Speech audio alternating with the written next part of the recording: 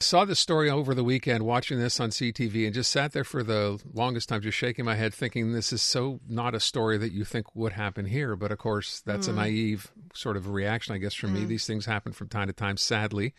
And I wanted to follow up. So here's the story. Midget hockey player, 16 years old. His name is AIDEN CHASE. Plays for a team in Ile Perrot, and they're in a game against a team from Valleyfield. And all of a sudden, I guess this was at the end of the game or towards the end of the game as they're just about to walk off, I guess, or skate off into their dressing rooms. And he's called by one of the players on the Valleyfield. These are 16-year-olds on the Valleyfield team, the N-word. He's black. And from there, things basically got completely crazy. Now, that's my interpretation of what I saw.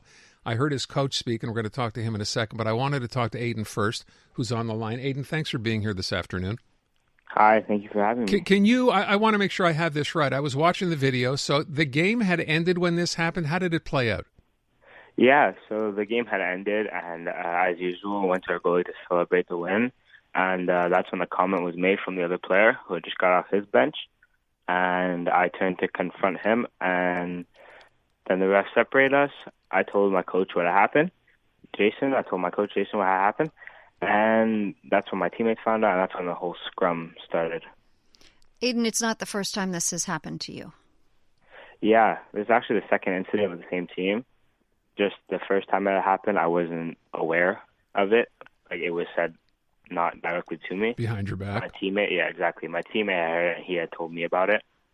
But I didn't hear it, and that's why nothing happened the first time. So after this time, when you clearly heard it, you didn't confront this other player. You just went back to the bench and told your coach what happened. Is that correct? No, so I did. As you can see in the video, I did go straight to him to confront him, and that's when a couple of his teammates tried to step in my way. Okay.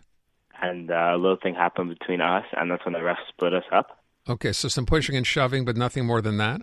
Yeah, exactly. And then you go back to the coach, you tell the coach what happened, and then I'm going to have the coach come on and sort of describe this. First of all, I mean, I'd like to know, AIDEN, just how this whole incident has left you feeling before we talk to your coach. At first, I was really upset with him and what had happened, the whole situation. And now I'm just looking at it more positively, trying to have a way to spread awareness to others and let others know my situation, that there's people out there who will help you, like your parents, your friends, and your coaches. There's always people there to help you through these things.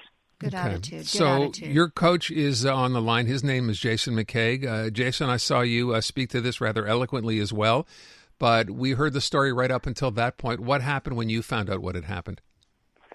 Hi, guys. Thank you for having us and allowing us to tell this. So after AIDEN had made mention of what was said, the first thing, like I said, was, oh, my God, not again. It had happened in the first game earlier in the season against Valleyfield. I proceeded to walk onto the ice. The game was over, and I approached the referee, and I said, hey, guy, just want to make sure you know that this was said. He looked at me, he said, I heard it. It'll be on the score sheet.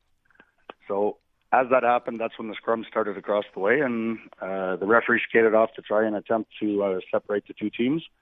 I followed him in with the first thought in my mind, which was the safety of the players, make sure everybody's, let's get everybody to the locker room as fast as possible. So as can be seen in the video, I grabbed the back of one of the jerseys of our player, and I pulled him out of the pile, and I pushed him towards our end of the ice. And as I turned around, the Valleyfield coach was running towards me and sent me flying a good 12 to 15 feet onto the ice. Oh, boy. So he basically made a beeline for you, and I saw him shove you, and you basically landed on your backside.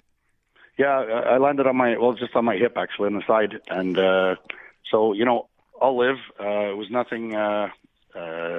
more than that. The important thing here is the issue at hand as to what started the whole thing and why this all begun, and the fact that AIDEN has just been a champion through this. And AIDEN's surrounded by his parents, who are two wonderful people. We've been together on and off as a group for 12 years. Coaching on ice and so forth. But AIDEN has just been unbelievable since. He's been speaking so well on the issue. He wound up playing the game of his life the very next night. Hey. And this weekend, actually, we just finished. That's why my voice is semi-gone. It's coming back today. But AIDEN actually was the player of the game in Ottawa in one of our games in our tournament. And he's just responded so well to it. The community outpouring, the support we've gotten, has been outstanding as well. I specific mention to Rachel Wilson, the principal at Beaconsfield High School, who denounced this in a very serious email at the end of the week.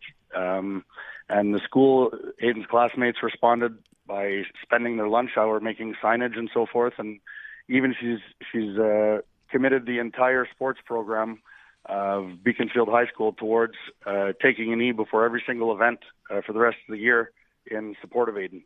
Listen, amazing. That's wonderful great news to see that everyone has bounced back and you're getting all this community support. My question is, what's going to happen to that team? This was not one incident. Aiden mentioned this has happened at least twice. Where's the punishment for the coach here and for the players who obviously think, we just keep doing this as often as we want, and where's the recrimination for them? So as it started this morning, we had the thought to go and take a look because we know Valleyfield played on the weekend, and we reloaded into Live Barn, which was the software that the arenas have that allow us to tape or that allow people to see the games from a distance. And we specifically looked for the number of the child who had done this, and he was on the ice Saturday night. No way. No suspension had come down yet. Our association in Ilpero, the Hockey Minare Ilpero, is an excellent organization. It's full of people who are great hockey minds and so forth. This was escalated to the next level, of which we don't know anyone at that level. And today, when I saw that, and Aiden's parents saw that, it's extremely disheartening. And there was a suspension posted for the coaches. We don't know if it's accurate or not, but it was posted this morning on Publication Sports that they got 2 games each for the incident. So we don't know if that's accurate or not. There was a complaint that was made to the league or to the regional office, and I didn't get an answer that was acceptable to me. So I escalated it to Hockey Quebec, and I specifically sent it to Jocelyn Thibault. And within an hour, we had an email back stating that there's a hearing this Thursday night, apparently, on the matters.